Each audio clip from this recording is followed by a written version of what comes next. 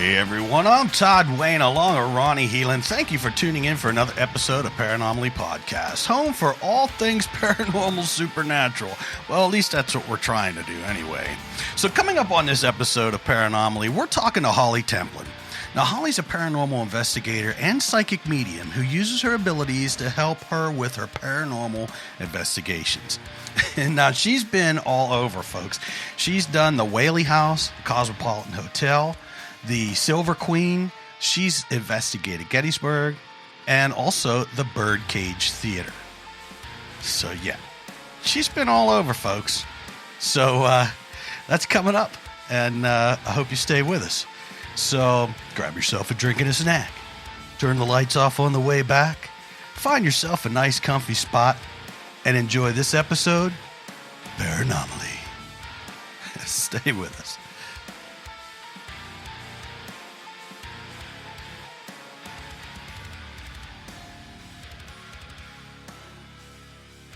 All right. Tell us a little bit about yourself.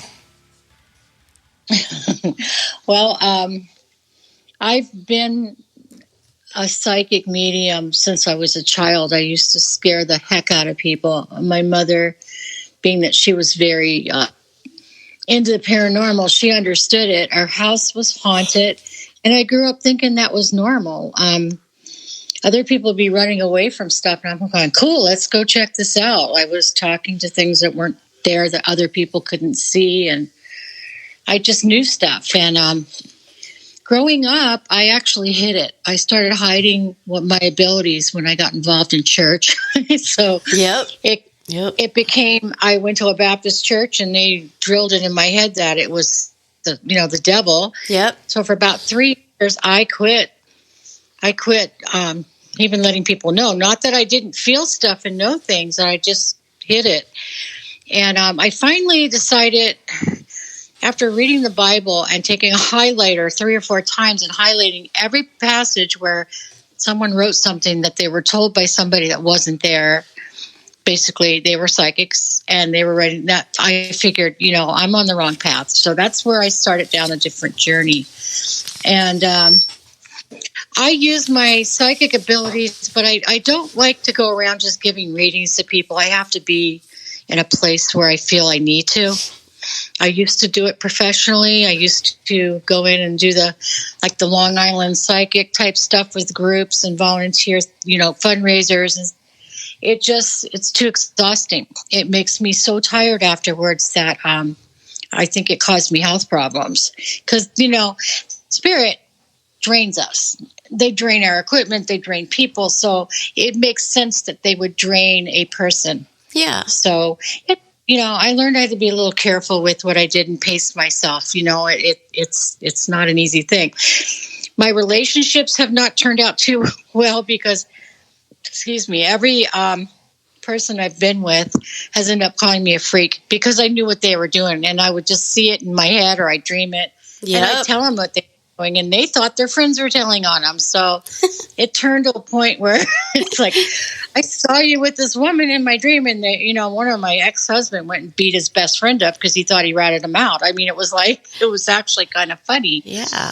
But I've learned to use it with my paranormal investigating. It seems to work better for me, and I don't go around telling people too much anymore that, I don't go, hi, pleased to meet you, I'm a psychic. I don't do that. So basically, I've kind of come into my own, and I just use it for trying to find the answers, which we all have. I don't, I've been all over. I love Old Town. I go there a lot. And there's just so much down there. It's amazing. It's an amazing place to investigate. It's just, I love it. So anyways, that's basically me. When I was driving big rigs and piloting oversized loads, I got to go to a lot of these little towns like Goldsmith and, up in northern Nevada. And I've got to see a lot of the ghosts and haunted buildings because I was getting paid to drive through there, and we'd stop overnight, and I definitely would get my little meters out and I'd be gone. Heck yeah. And I carry them in my bag. I don't go anywhere without my little package of equipment. Yeah. That's awesome. That's like the perfect job to have, I think, for a paranormal investigator. I don't do it anymore. I got injured, but now I'm a pet sitter. I want to be a pet sitter, honey. Oh, I did. The money's really good, and it's easy, and I like animals, so it's kind of like a win-win for me. I kind of like animals more than most people. Same. So anyways, that's kind of, I was born in Pennsylvania. I don't know what else to say. I was born outside of Lancaster. Some of my family was Amish. And oh, wow. They fascinate me, the Amish. They can be fascinating, but it's not growing up, like my grandmother was, she was not, I forget the word, but they wouldn't talk to her anymore because she married my grandfather. And, but she lived like she was still Amish, and we lived with her next door to her in a little connected house. And she was making clothes with the pedal sewing machine and, doing everything. No mirrors in the house, no makeup. I wore a braid. So as I grew up, I still don't get into the makeup thing too often. It's just, it's just in me that I just don't do that. Yeah. It's interesting. And the history in the Amish, a lot of them are really into the, as the younger ones are really into the paganism and stuff. They don't talk about it, but there really is a very strong amount of them that do play around. And, they have the hex signs up on their barns, which is, basically they're hexing, they're protecting their barns. They put fertility signs up. So I think that they are closet pagans in a way. Oh, wow. That's good to know.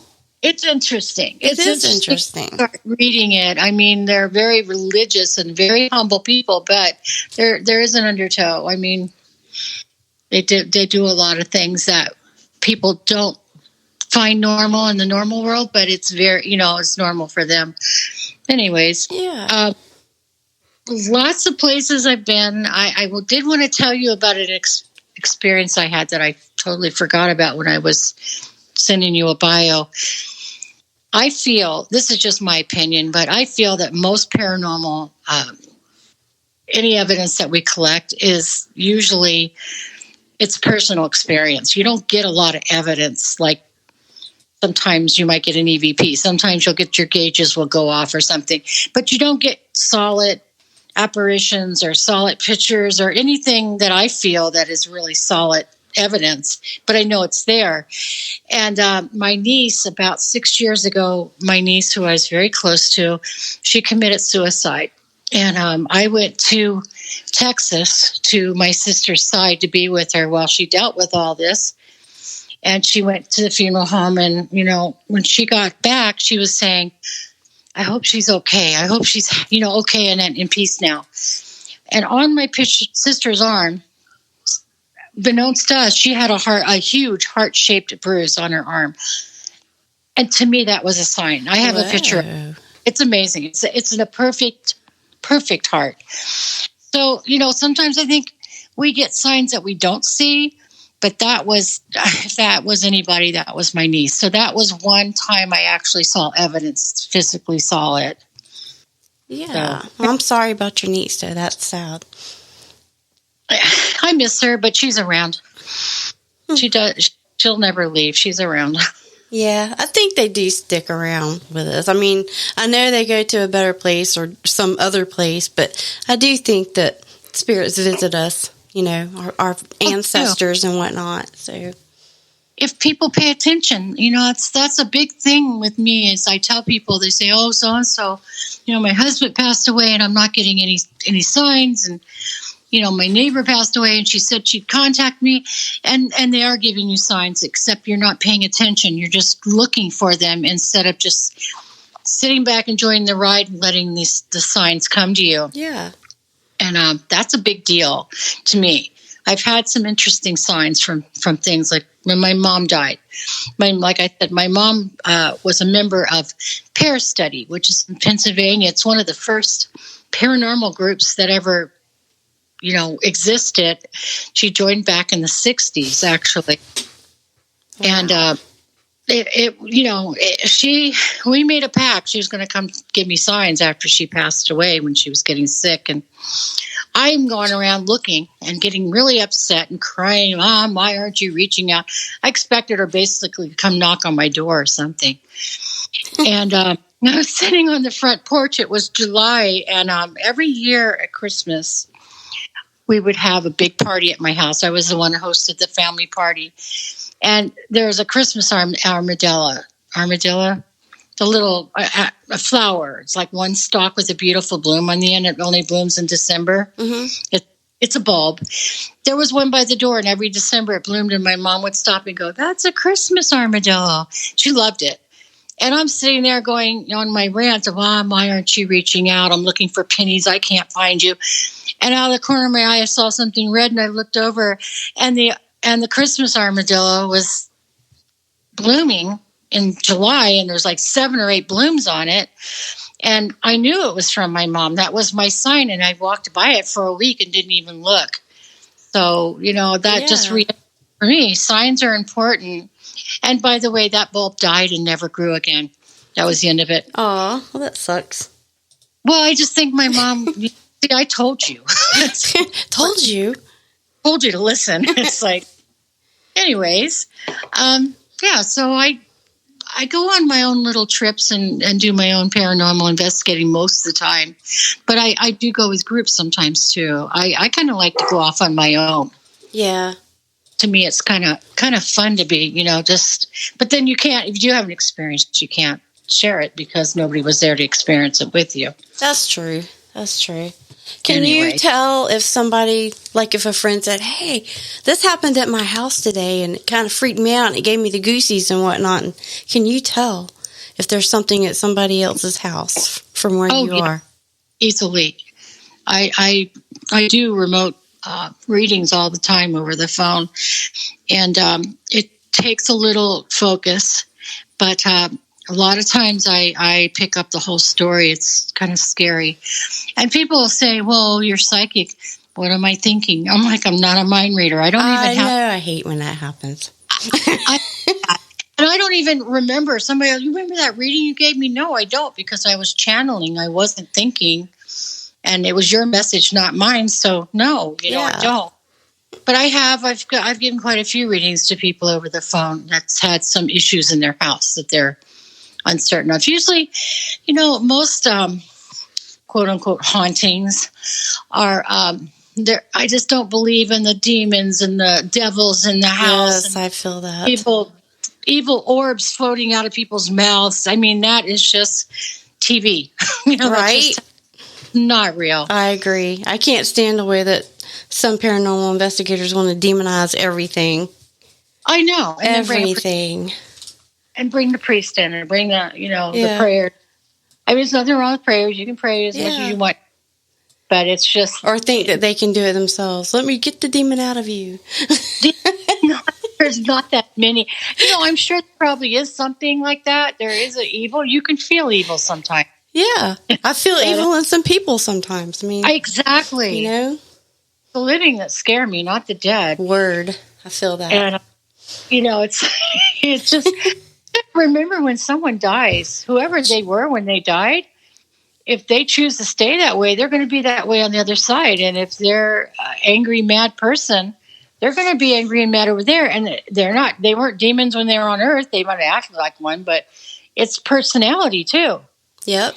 Exactly. I mean, because it does seem like they keep their personalities that they had. So when they show up, most of them do. And that funny with my niece, that the one that had the suicide, for the longest time, I kept almost not even knowing I was doing it, finding myself in the liquor aisle in the grocery store, and I'd be staring at the Malibu coconut rum. And I hardly drink, and there's no reason for me ever to buy a bottle of coconut rum unless I had, a huge party. And I couldn't understand how that kept happening. And then one day I was talking to my niece's partner that she had, and I said, what was her favorite drink? 'Cause she did drink. She goes, oh, it was Malibu coconut rum. So, there you go. Okay. It happens. But yeah, I do I believe that you can, if you're able to do readings, you can do them over the phone. Because as you know, you guys know this, spirits use electronics. They use everything electrical. They drain batteries. So coming phone is just easy peasy for them. So, Holly, take us back to your childhood in Glen Mills, Pennsylvania, in the home that was built in the 1700s.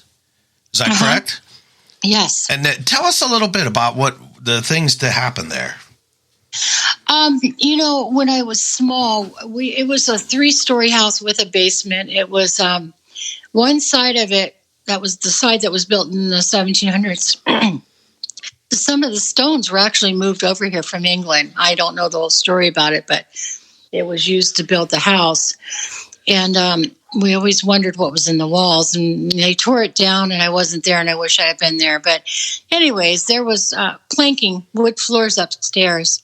And as you walk down that hallway, it would creak. You could hear the feet creaking each step. And when I was little, I would hear somebody coming down the hall, and I'd jump out of bed and peek out, and there was no one there. That was the beginning when I was very, very small. That was the first thing I noticed, that something was walking around the house. It was a constant thing. Now, we had a lot of deaths in that house also, and there was a great aunt, I think a great-great aunt, it must have been a great-great aunt, that practiced witchcraft, and apparently this is the story, the fable or whatever you want to call it. I don't know if it was true or not. She spontaneously combusted at the top of the stairs, and there were actually 2 burnt, like small feet marks, like shoe marks at the top of the stairs. Oh my God. Yeah, that's crazy. Yeah. We could put our feet in there and it would feel warm. And I don't know if that was psychological, if it was real, because like I said, as an adult, I didn't get to go back and investigate. Yeah. So, Is the house still there today? No. Another funny story. My grandmother left the property in the house to her church. And it was supposed to be to build another church, and instead they built a spec house. And right after they built it, it was not even moved into yet. It burned to the ground, and they never found out why. Then, interesting. Then someone bought it, and damn it, it didn't burn to the ground again. Wow. And I think there's a relationship with my great-great aunt from that. Yeah, I think so too. That was the first thing that I thought, actually. I just didn't say it. But then you said it, so. Yeah, I just, that's what I feel, and I'm usually not too far off with the feeling thing. Yeah. So, the house had a lot of stuff. The doors would rattle like somebody was shaking them really hard, like they wanted in. Mm-hmm. And you go open them, and there was no one there, and it wouldn't be a windy day, and it was like there was no reason for it. And it was scary sometimes in that house. I have to, as a child, sometimes I was scared because there was a lot of weird stuff going on in that house. A lot. Yeah, I could feel that as a child. That would have scared me too. And you spent a lot of time in Jennerstown, right? Or not Jennerstown, Gettysburg. I don't know where Jennerstown come from. Could be where I live.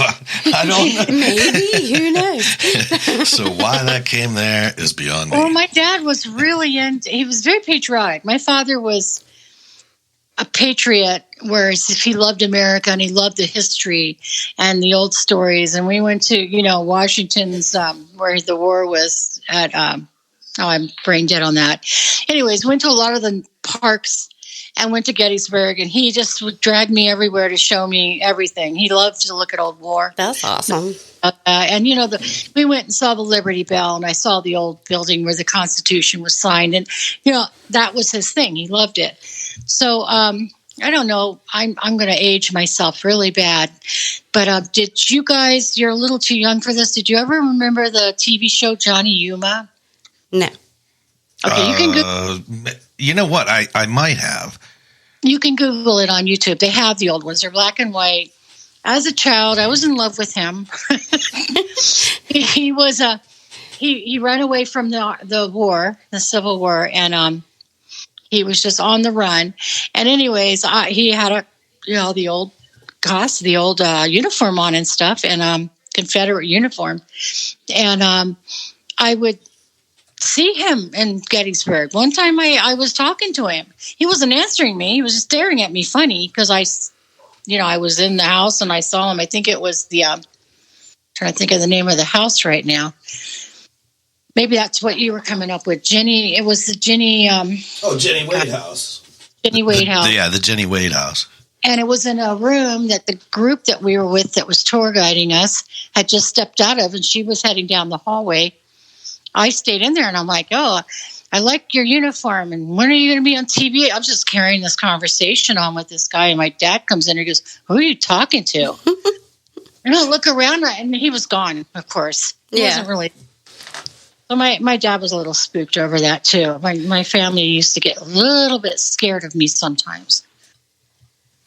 But, I never said anything to my family. I had a lot of the same experiences as a kid, too, but I never said anything to anyone because I grew up in the South, and it's Baptist, too, so Southern Baptist. So, you can't say things like that or they'll, you're going to go to hell and oh, yeah. and all this. So for years, I just stuffed it down and never spoke of it, ever. I'm still getting used to trusting my instincts and my feelings and whatnot. So go after you still. I mean, you don't believe the message I get sometimes from people, and it's like you're worshiping Satan because you right.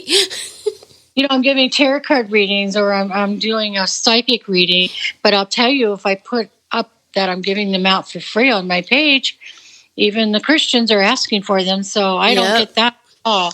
And, basically it is for entertainment purposes, but I believe that it's real. That's my opinion. Yes. We've said many times on the show that, the Bible itself is nothing but a book of supernatural.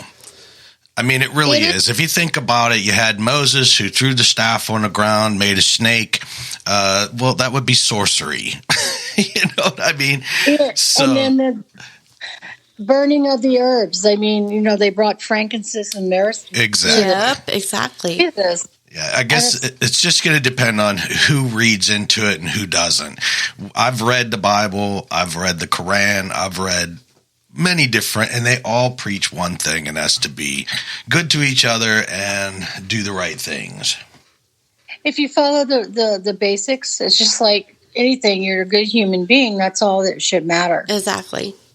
I mean, I don't care who somebody worships or practices or whatever their religious beliefs. It's not my business. Exactly. It's not. I don't care one way or the other. Right, but it's brought in a lot. I mean, they say you can't believe in ghosts because that's everything's a demon, but yet you have the Father, Son, and the Holy Spirit. So I mean, go figure. Yep. Well, I remember when I was 15, my oldest sister had come down to visit our family. She lived up in Sacramento. She talked my mom into going to this Pentecostal church. And the Pentecostals are kind of fun because they don't just sit still. No, they don't. Entertaining, and they're loud, and I like the noise and the singing. Anyways, I guess she had hinted to them that there was something wrong with me. Before I knew it, I was surrounded by people trying to save me. Yep. And they were like convulsing, trying to grab me, and I was out of there. I got a ride home. I rode with a stranger and went home. My mother was so mad at me. It was like, you're not doing that to me again. Well, you were scared. That's right. That scared me. Like I said, humans scare me much more than spirits do. It's like ridiculous. Yeah. So you was in Old Town, and did you go to the Whaley House? I've gone so many times, and there is a lot of activity in the whole town. I've had some really bizarre things happen down there. When it's not as crowded, when it's not as busy, it's the time to go, because I don't think they like it when there's a lot of people, and they go wherever they go and they're not around. Regis Philbin was in there and said he saw a chandelier swinging. And my friend and I were going through there. They have a guided tour. The first time I went was about maybe 15 years ago. And I'll never forget it. There was this one kitchen that you could just look in. You couldn't go in. And I'm looking at the chandelier going, that must be the one because that's the only one in the house. And it started moving. And I mean, not just a little, it started going like crazy. And of course, I open the back door and start looking around for wind. I immediately try to debunk everything. And there's stairs right by me. So I run upstairs and go to the room that's over the kitchen. It was the kitchen, over the kitchen. And it was plexiglassed off. You could view it, but you couldn't go in it. Yeah. Nobody upstairs. So, you know, I saw it. Regis filming saw it. I guess it's real. I mean, that was maybe some physical stuff that I did see, but it was going like mad. I mean, like somebody was just shoving it like somebody on a swing back and forth. It was crazy. That is crazy. So my butt's been pinched in that house. Literally, I turned around to smack somebody and there was nobody there. And I was with my niece and another girl, and I've just it's a house that's got a lot of history and there's a lot of misery. A lot of children died. Mm-hmm. Yankee Jim was someone that lived, or he showed up down there. He was like a traveler, you know, kind of like what would be a homeless person today. He came to the town before the house was built, and one day borrowed a boat. He was drunk. He went down to the beach because it's close to a bay, and he borrowed a boat and he went for a little ride and he brought it back. So they got him, and he thought it was a joke, and they hung him on the property right where the house was built. And you can feel stuff. I mean, it's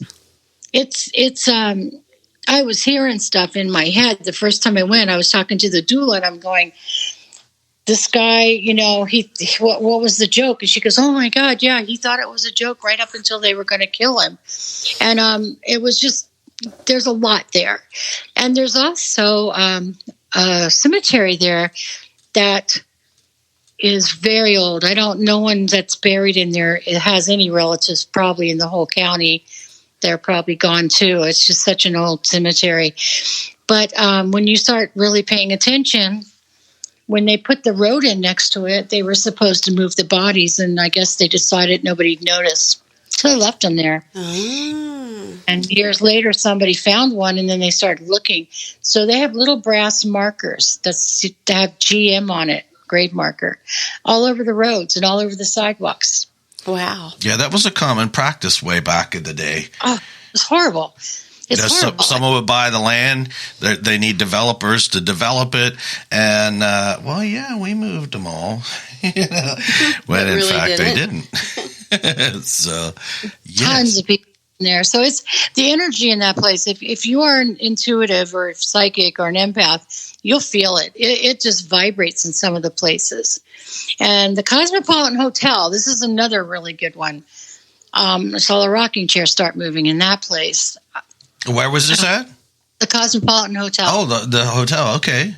And they told the story about ghost hunters going down there to film, not Ghost Adventures. You know, Zach and his crazy. Yes.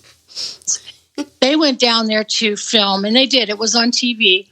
And apparently they were trying to reenact something, and they kept drinking shots of tequila, and they got so drunk that they couldn't film, and they had to check in for a couple of days and sleep it off. True story. So they stayed down there quite a while because they drank too much. I don't know how much ghost hunting they could have gotten, you know, done with.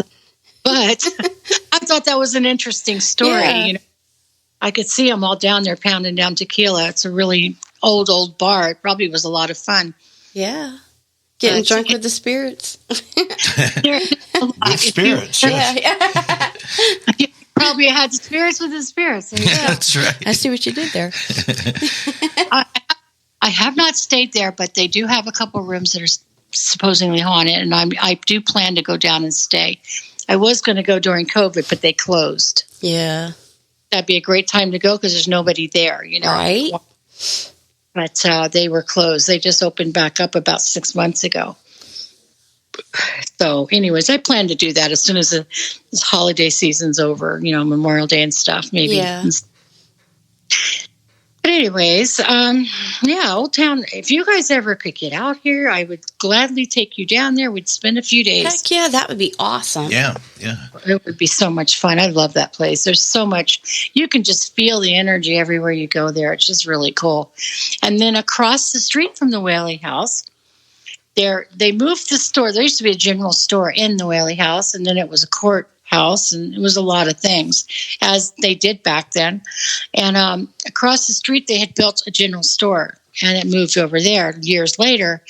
And now half of it's a soap sale. They sell soaps and soaps, and then the other half is a bar. And I went in there, and I could feel it. And I looked at the lady. I go, "Is this building haunted?" And she brought out this huge photo album. And she goes, you want to guess? They're sick of the people across the street. They don't like all these people. They come over here. And she goes, things have flown off shelf and scared customers out. They've run out of here. So, of course, I stayed there for a long time waiting for something to come at me, but it didn't. Yeah. But anyways, yeah, there's everybody down there believes it. They've all had their own experiences. So that was pretty cool. Yeah, that is cool. I'd like to experience that. So since you're out there in California, did you ever see any UFOs out there? Yes. Because I talk to people and they're like, yeah, California is a hot spot. I already know Nevada and that is, but I have had some pretty bizarre experiences, and one of them, I have a friend who she just went through. She had MDS, which is like leukemia. It's pre-leukemia. She went through a bone marrow transplant and everything else. But years, and she's doing really well. She won't talk about it, but she'll admit it to me. I made her admit it because we were coming back. My daughter, who's 40, was 6 years old. She had done it was a Christmas time, and she had done like a sign language and silent night or something. So the whole family went, all my friends went. And we were coming back to the house that my friend and I were both sharing. And have you ever felt the air from an owl that flies over you? You don't hear them, but you can feel them almost. Yeah. Okay. I thought an owl was flying over me because, we lived in the country. I looked up. And there was something up there. It was floating, and it was big, and it was quiet, and it was really close to the roof of the house, and there was like metal all over the bottom. There was no flashing lights on it, and it was gliding over the house, and all of us, there was like 6 of us, stood there and just stared at it. And as soon as it got out of sight, I ran around to see where it was. It was gone. It was the size of a football field. Wow. Oh, wow. What it was. Wow. But I asked her not just a few weeks ago. I said, "Do you remember that?" She goes, "Yeah, but I'm not going to talk about it because she's a little religious." So I don't know if that's why or if it just scared her. Sure. Yeah. But I've seen a lot of stuff out here. There's, those lights they show where there's like a triangle of lights in the sky. I've seen those. Yes. I've seen so much stuff out here. It is a hot spot. Wow. Yeah, that's why I asked it, because there's a lot of people, they'll say that. Oh, it really is. I mean, I know of people that have seen stuff that, were in jobs where you got to take them seriously, like military and stuff. You got to believe what they say. They're not going to lie about that, Yeah. Well, I don't quite believe Well, the people I know, they don't tell me the people that tell me things don't want anybody else to hear it because they're embarrassed. Like, I don't want anybody to think I'm crazy. But I saw something. And Borrego Springs, there's a desert area called Anza Borrego. A lot of it's over there. A lot of the stuff happens out there. It's actually kind of scary at times because, you're expecting to see it land. That's how close they get. They're zipping around the sky and going up and down and sideways. And helicopters can't move that fast. And I've never seen a plane do that. Yeah. Right, but if people are waiting for the government to say anything, it's not going to happen. They have the religious aspect too. That if there is aliens, then the Bible would be totally wrong. And it's political too, and they're just not going to share that. They're not going to do it. Not going to happen. If you see something, you see it. Again, it's like a personal experience because who's going to believe you? Exactly. I have witnesses of that thing that floated over the house, but none of them want to talk about it. It scared them. Didn't scare me. I was excited. I was like, oh my gosh, what is this? That's what happens to me when I experience stuff. I get excited. Yeah, I don't get scared. Everything. Oh, there's a snake in the yard. Everybody's hiding in the house. I'm running out there to see what it is. The poor rattlesnake needs to be rescued and removed. And my kids are the same way. Son catches them and sets them free all the time. So, but we have. And then Catalina Island. Have you watched any of the documentaries on Catalina Island and UFOs? I did not. Some of the best evidence that has been collected by military planes has been right off of the Catalina Islands. Okay. Not sure what, but it is a spot. You need to try to Google it, look it up. I've been out there a couple times and I love it. You can camp out there. You can get a real expensive hotel room out there, but you can't live out there unless you have. But I would love to live out there for a while and just observe. But you can't do. But it is known, and I could feel it. There's vortexes all over the world, and I could feel something out there. Like there was, it's explain what it was, but there's energy out there that is not, not of this planet. Yes. I think. Right. I mean, you can't prove it. Well, it's interesting out there, dude. We might want to visit California. Yeah. Don't. Through the desert at night, I mean, you see stuff. We can go through the desert on a horse with no name. There you go.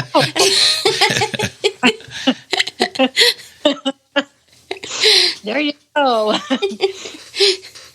Hey, have you ever been on any of the ghost ship tours?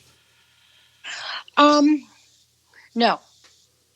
And I just don't like the way. I mean. The tours are kind of propagandized. You got somebody telling you stuff, and it's just you can't go off on your own. Now, the Queen Mary, you can stay there overnight now. And they do have some where they let you kind of go in a group, and you can go off in ghost time. I might do that. I'm not sure, though. It's a good drive from where I'm at. It's like 4 hours. Yeah, I hear that's a very active place there. It's supposed to be active. Yeah. Tell us, what about, I see here that you've been to the birdcage. The birdcage. Have you watched, there's a lot of ghost hunters that have gone out to the OK Corral and that area, Tombstone, Arizona. And I don't think there's as much out there as people are purporting to be. I think that the spirits are kind of sick of the traffic. I don't think that hauntings like tourists. I feel that. Yeah, I agree 100%. Yes. And so I think if I could be there when nothing was there, you'd probably get something. Mm-hmm. But they're happy about having all these people tromping around. I think it bothers them. I think it does too. Well, sure, and I think they pick and choose who gets to experience them or not. I said that before. I do. I think that the minute you walk in a house, you're either going to feel it or you're not. It's not up to you. It's all on, as again, they're mean and cantankerous when they were living. They also had their likes and dislikes and personalities. So why would that not be any different? Exactly. So exactly. I think so. I didn't get a lot there. I mean, I felt the oldness. I felt the history. You can feel the energy, almost like the. Oh gosh, I'm so brain dead tonight. The remote hauntings where it's just playing out on like almost a movie reel. Mm-hmm. Yeah. It's just that you can feel that. Like there's things just kind of going in motion, but there's not a lot of real interactive live. Real active paranormal right, so there at all. There would be a lot of residual energy, that was my brain is dead tonight. I'm kind of Mine is too, girl. I haven't been sleeping, so I feel you. That's what's happening to me. And of course, I break out my meters and start checking things when I can't sleep because they say between 2 and 3 is the magic hour, and that's when I wake up. So I don't know if I have insomnia and I'm just an old lady or if somebody's trying to talk to me. I don't. I think I have insomnia. I did have an experience here earlier today, though, and he was right there with me when it happened. These things keep happening to me since we moved here, and he keeps saying I need to write them down. I'm like, oh, I will. I even bought a little book so that I could log them, but I haven't done it yet. But today, we was walking in the room, and he was talking, and then I heard some kind of laughter, some mischievous laughter, almost like a witch or something, or children. And then I got the goosies, and the goosies stayed for a minute. And I was like, feel the goosies. And so he busted out his equipment, and we got a couple of things. So I do sense an old man. Do you? Yeah, an older man, like a very old man. I don't know if he passed away there, but he passed away somewhere while he was living there. Is there any way to check the history on that house? Yeah, we started. We'll get more in depth on it. As we uncover things. And he might just have a sense of humor. Maybe he's messing with you just to. Oh, I'll show them. He's always messing with me. Like I was putting down the little things on the bottom of the shower so it's not so slippery. When was that? A couple weeks ago, and I stood up and I could feel something pressing against the back of me, and I was just like, yep. All right, like I know you're here, but this is not cool. I'm trying to do something and you're making me feel uncomfortable and I need you to back up, And he did. It did, but so I'm getting these things. They like to drop things. They'll make a sound on the other end of the house, and I'll say, "Oh shit, what was that?" We don't have any cats or anything right now, so I go back there, and there's nothing. Nothing is out of place. It just but it sounded like something fell. It's a trip. Is there a pond nearby or a lake? No, there's nothing that close. How about a flood? Was there ever? Can you check and see like if there was a flood or a creek? He's showing me water, lots of water, but I don't know why. Yeah, it's interesting. I'll have to delve in on the history more. Yeah, in the surrounding area. Sure. I think this guy thinks he's funny. I think he's an old man, and that's what I sense there. I'm not sensing a mischievous child. Okay. So we did get a Richard. Somebody came through and said Richard today. Oh, I've been hearing that name a lot lately and things on my meters and everything else. Interesting. So tell us what's the most like haunted location you've been to? Hands down Gettysburg, just because I actually did see an apparition there. I've seen a few things out there moving quickly and I'd have to turn my head away and then it's gone. But I've seen quite a few things. Like I can't tell you what they were. They were the shape of a body. And then I saw that, the soldier when I was a child. But I think Gettysburg's pretty hot. If you go at the right time when there's not a lot of people, you can probably really do some really good investigating up there. It's like, again, I don't like the crowds. I don't think that's the time to investigate. And then the Whaley House, Old Town California, it's another spot that I just thoroughly enjoy going down there. And sometimes I'll get to the airport early to pick up friends because the airport's on the other side of the freeway. And I'll stop off there and just walk around for a little bit with my meters and just, Yeah. Right. It's just a place that I really enjoy. Some of these places that have been on TV, I've gone to that just don't. There's not a lot of feeling there. There's a historical feeling, if you can understand that. Yeah. It's like I feel the history. I feel like, the people, how they're dressed and how they acted, and maybe even the personalities, but I'm not picking up any real hauntings. Nobody's touching me. I'm not getting all these wonderful things happening that some people claim. Yeah. Right. And we all know, I mean, I've been to some pretty big places, and I tell you, if you go with a bunch of other people, through a public tour or something, you can't really investigate the place. You're just going to go there to basically get the history and convene with your friends because, touring Penhurst or something, there's no way unless you rented the whole building for yourself that's the only way. Yeah, because you can't. They're not stupid. They may be dead, but their brains hasn't. The thought process and everything's still there. They just do it differently than we do. I mean, I don't know what it's like because I've never, been dead. But you're still alive and breathing.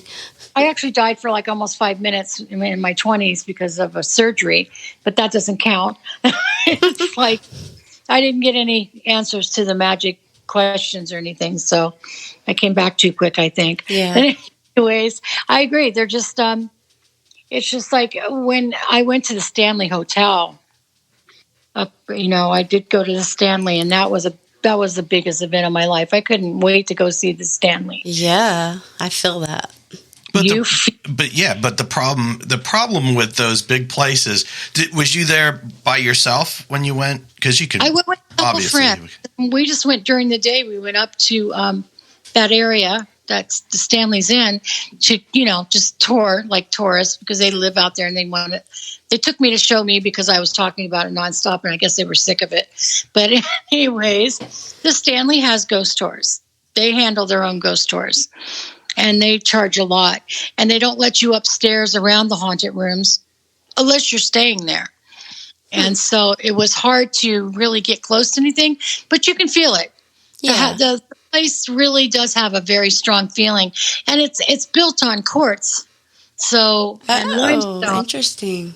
Yeah, so it's almost like adding a battery to it. It's like vibrates. Yeah. You can feel there's a lot of energy there. And you go outside and you look at it and I'm drawn to that place. I would love to go back and maybe rent a room and not let them know I was doing it and wander around at night. Yeah, I feel that. What does it feel like? What does the energy feel like?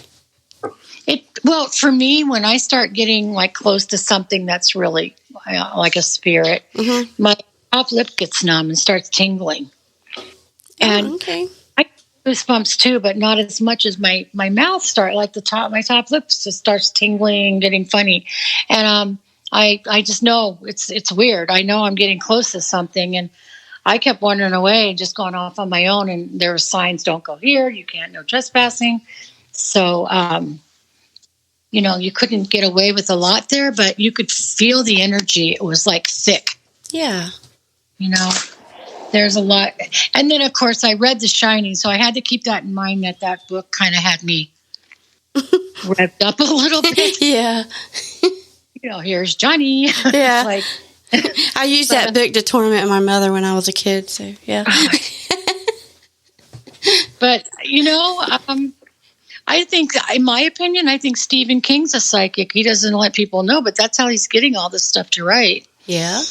He's channeling something. Yes, he is. So, anyways, yeah, the Stanley was if you ever get up there, it's a wonderful place to visit. Yeah, I'd love to someday. And it's looming and it's sitting on a hill. It's like all by itself and up on a hill, and it's just gorgeous. Yeah, beautiful place. So, if you could go anywhere, where would you go? If I could go anywhere, oh boy, there's a lot of places. I want to go see the Winchester House. I haven't gotten up there. I'd probably go back to Pennsylvania and hit some of the spots up that are back there and go to Gettysburg too. That's the two places I probably like to go. I mean, there's tons of other places you could go. I mean, there's like hundreds, but there's the two that are on my list. Yeah, that's interesting. Some people say like the catacombs and, there is tons of places. It just, I go where I'm drawn. That's the big thing. It's hard to answer because if I'm anywhere and I get an urge to turn and something's pulling me in that direction, I go. I know that I have. Sure. Like I was in Old Town one time walking around waiting for my friend to land at the airport, and they have little alleyways that go down between the buildings and little catacomb type shops all over the place there. Tiny little shops that sell little things. And I walked past a display of purses, and it hooked onto my jacket and jerked me back. And I unhooked it, and I thought I wasn't walking that close to it. And I started walking away again, and something grabbed my arm. And I'm like, this is weird. I need to go down this way. I guess this is what we're doing. So I went down, And there was a woman in a shop, and she had some really pretty jewelry. She looked really sad, and I just kept staring at her, and there was somebody trying to come through, and she started telling me about her ex-boyfriend who died and how she was having a hard time even working because she wanted to know if he was okay. I had chest pains, and I looked and I grabbed my chest. I said, he had a heart attack. She goes, yes. I said, he's fine. He made me come down here to tell you that. I mean, he literally, I think, put me in that little shop. Yeah. Incredible. It was such an experience. I don't even know why I was on that side of the street. I never go over there. So I think we have to be in tune with our feelings and go where we're supposed to go. Yes, I agree. Just be open and listen to it. Our intuition is a very primal thing that we've kind of gotten rid of, and I think people need to listen to. Yeah, absolutely. I think that we've forgot lots of things growing up. You know, you're conditioned. When you're young, you're open. You're open to these things. I think ghosts would reach out to somebody that is, young. Yeah, I've seen children talking to things in their room that weren't there, and I've had people, oh my God, I think my mother's visiting my grandchild or whatever. Mm-hmm. I believe it happens. I think that because, if you're told something enough, even as an adult, if you're like, I'm not going to get into politics, but a certain politician said, if I say it enough, even if it's a lie, they're going to believe me. So if you tell somebody ghosts aren't real, you can't believe that, stop talking about it. It eliminates the ability, because if you don't lose it, you're going to lose it. Use it, you're going to lose it. Exactly. Well, sure. Now you're getting to the thought forms.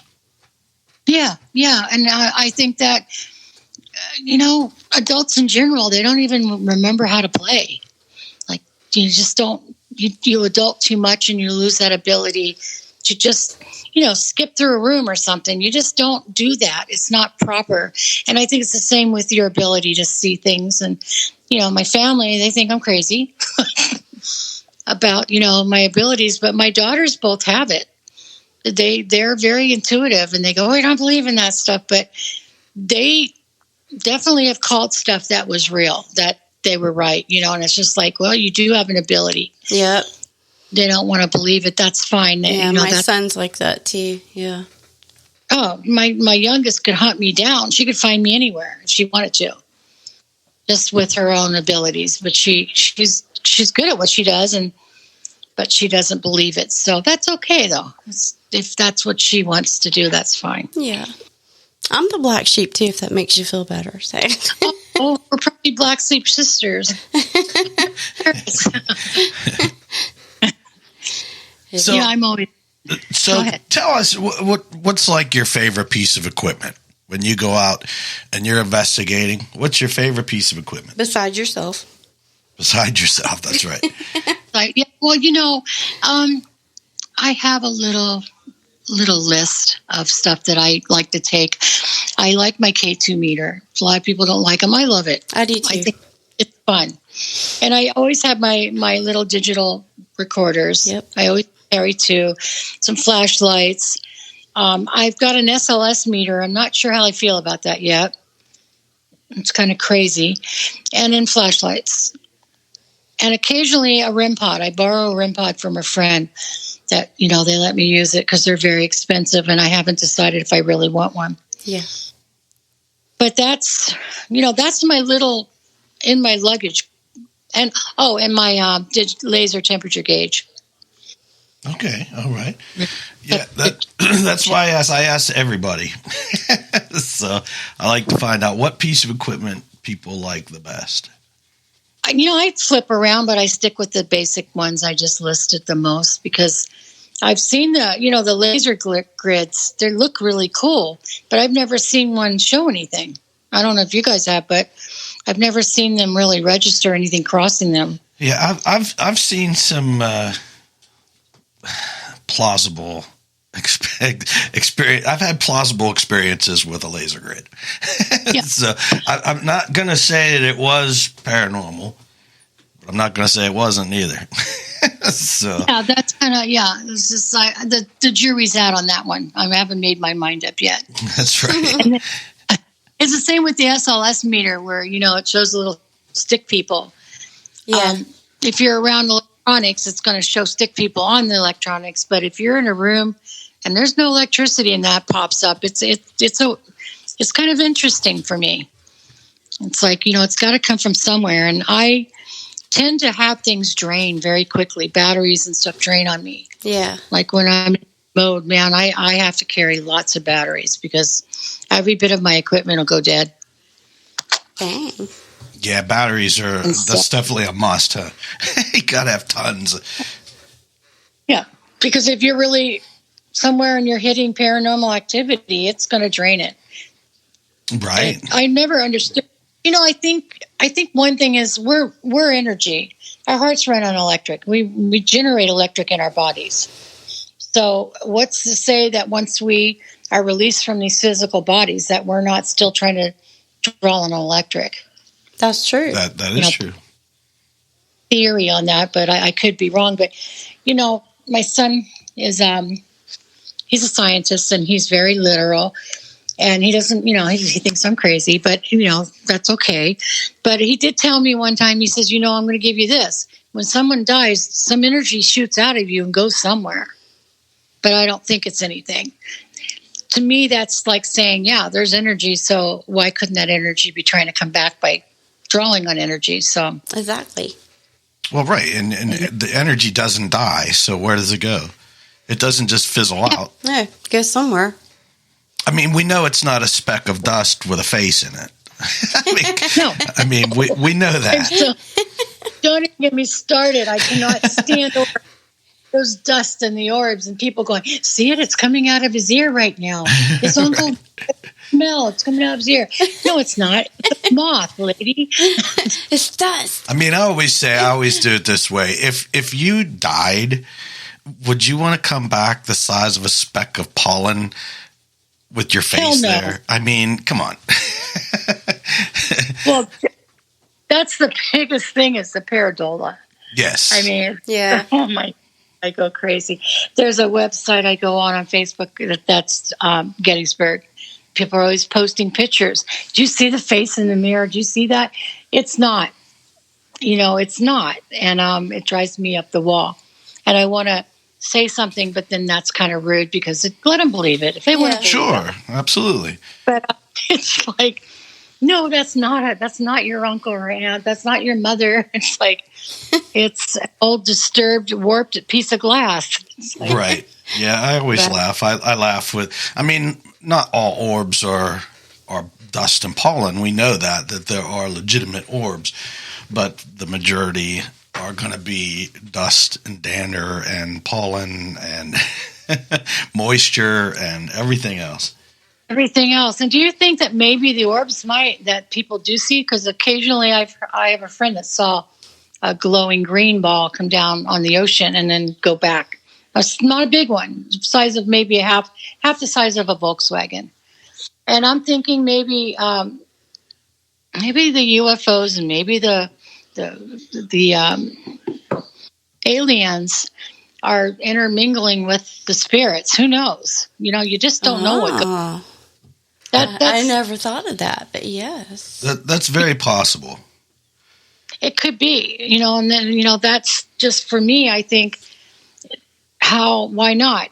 And, years ago, again, I'm probably going to get drugged out of the house by the FBI now, but this friend of mine had her husband a few of us were together, and it was in the 70s, and he was in the Air Force, and he got drunk, and he started talking, and he was saying how in New Mexico, which, it's a hot spot, that they had discovered aliens that move so fast that you can't see them. And he said the ringing and clicking in your ears, not always tinnitus. He said they are moving so fast, that's all you hear of them. And he said that they know they're here and that they're like going in a different dimension, going quicker than us, and that's why we don't see them. And that's why sometimes you see shadows. He was really drunk and he never sobered it up, but that's always been in the back of my mind. Well, sure. Interdimensional, dimensional, you know what I mean? There's so many different planes, and we really don't know. You know what I mean? We'd be a fool to say that we had the answers. Exactly. I mean, if you water scry and you catch these visions, and it's not just pareidolia, it is actually something. And it's hard because you see it, you know it's there, and nobody's going to believe you, even if you take a picture. Because I think the worst thing that could have happened to paranormal investigating is CGI and portable phones with apps. Yeah, that is definitely the downside. Because you can't trust your eyes when you see somebody shows you something. Right. You can't believe they're not faking it. So the scrying, I've seen some things in it too. I don't know what I saw, but I have seen some weird things. Right.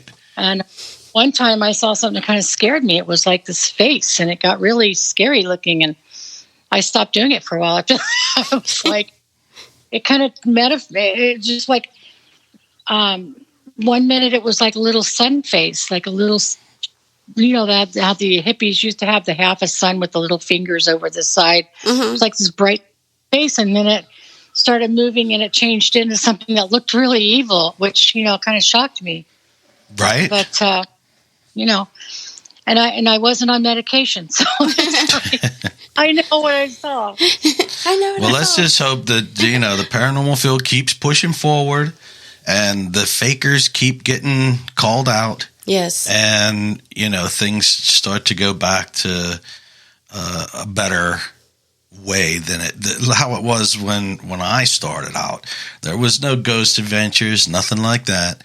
It was you actually had to do research. So not like today. Today it's like all the hot spots per se are being overcrowded by people that are paying a lot of money to bring a group in. And well, sure, it's a pay to play thing, and it's basically just a social gathering. Yeah, it's a place to meet up with your friends and get a bit of a scare. You can't. There's no way you could never. I've been to a lot, and you can never ever do an investigation when you got people running around, because you'll hear it. You could be on the complete opposite side of that building, and you will hear something somebody did. So there's, you can't do it. There's no way you can do it. And people will be like, well, yes, that's what you do. No, you can't. I'm sorry, but you can't. You're not going to get any kind of paranormal proof. Doesn't matter what it is if there's a lot of people there. Yeah, you can't debunk it. And that's something I've always done. The first thing you do is try to debunk it. Exactly. Right. You have to. And then if you've eliminated every possibility, then you start thinking, this might be real. Right. And those old places like that, like Penhurst and Waverly and them, they have bats that are flying around. I mean, your stomach growls, you caught it. And I've done. Oh my God, that spirit's growling at me. It was really my stomach. Right? All right, Holly. Well, I'll tell you, it was an honor talking to you, and I'm going to have you back on, and we're going to have to go over some more stuff. Oh, yeah. We got to keep in touch. Yes, absolutely. For sure. Yeah. So now let me ask you this. If somebody wants to get a reading, what do they do? Do you have like a website? Are you working on something? I just usually go through PayPal, but I will, if the first two people that message you guys with a phone number, I'll give away 2 readings. Oh, okay. Cool all right. Beans. Cool beans. All right. Sounds good. That's awesome. Do you have a website or anything that people go to? No, I probably should talk to you about that sometime. Okay. To get up, so. All right. Yeah, absolutely.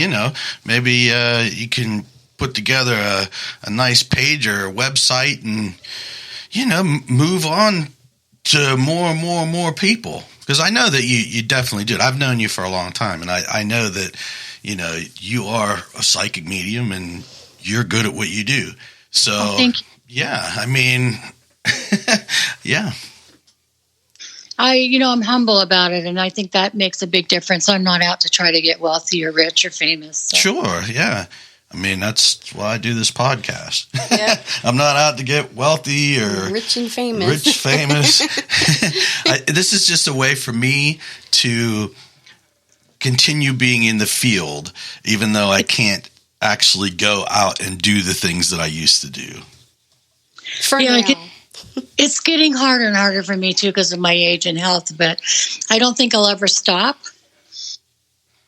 No, you don't want to stop. We're going to be 80 still doing this. We'll still go out and do stuff, but it's just because we can't do it as often as we did, this keeps us in the loop. Yes, for sure. And you have to. And, there has to be some legitimate paranormal people out there that keep it going, like you said. And so that if someone is interested in this, they know that there's a real place to go to learn real things and not just learn how to CGI a ghost in your backyard, Right. And we know a lot of people that are legitimate investigators. They investigate and they're good at what they do. And, I I don't have, what's the words I'm looking for? These people that we know, they're good people. They're not out for that fame and that notoriety. They're out there just trying to do their thing for the paranormal community. While on the other hand, you have all these other people that are tearing them down. They're jealous, and it's become just a big drama field. They all want to be the big and the best, and maybe get their own show. And so, yes, before I get off here, one place I'd like to go that I didn't mention is Disneyland to do an investigation. Oh yeah, ooh, I never thought about that, but I want to go with you. It's so. There's so much there. There's so much there. I walk in that place and I can feel it everywhere. Really? There, yeah. And I wish I'm trying to figure out a way I could sneak the meters in because they search you. So I don't know how to do that. They search you now. That's crazy. They have purses and everything. I understand it. It's in a really, LA is not a nice place. Some of it is, but there's some bad places up there. And with all these problems our country's having with shootings and stuff, they're very careful. Yeah. So if you went through and they wouldn't let you carry in a K2, I'd have to hide it somewhere, which I probably could. Yeah, I could hide it under my boobs, I'm thinking. That's the EVP on one side, the K2 on the other. Yeah. Walking there going, just call me Dolly Parton. All right. Well, it was awesome talking to you, Holly, and I can't wait to get together with you again and see how everything is progressing for you. Okay, and let me know when you get your people for readings. Yes, absolutely. Yes, we'll let you know for sure. All right, it was great talking to you. Thank you. All right, thank you, Holly, so much. Bye-bye. Bye-bye. Hey, thanks for tuning in with us tonight, and I hope you enjoyed this episode. Please make sure to like, subscribe, and follow to receive notifications when new content from Paranormal Podcast is made available. If you believe you have something paranormal happening in your home or business, or you believe you may have witnessed a UFO or UAP, please send us your story, your photos, videos, questions, suggestions, and your comments to paranormallypodcast@gmail.com. You can also visit us at www.paranormallypodcast.com for more content and information, including all our social links. Hey, thanks again for watching and listening, and I hope that you tune in for next week's episode of Paranomaly.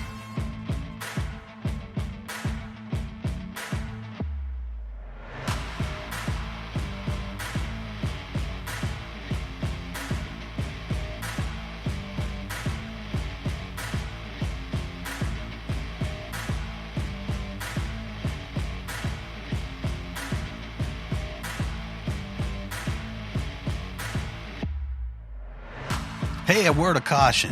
Paranormal Podcast and its affiliates or hosts do not verify or check the validity of any person, team, or its members. Paranormal Podcast highly advises that you proceed with caution when contacting any person or team before allowing them and having them into your home or business. A legit paranormal research and investigation team will never charge you a fee to investigate your home or business. They do, however, accept donations to help further the research and investigations if you so choose to do so. All right, thanks everybody.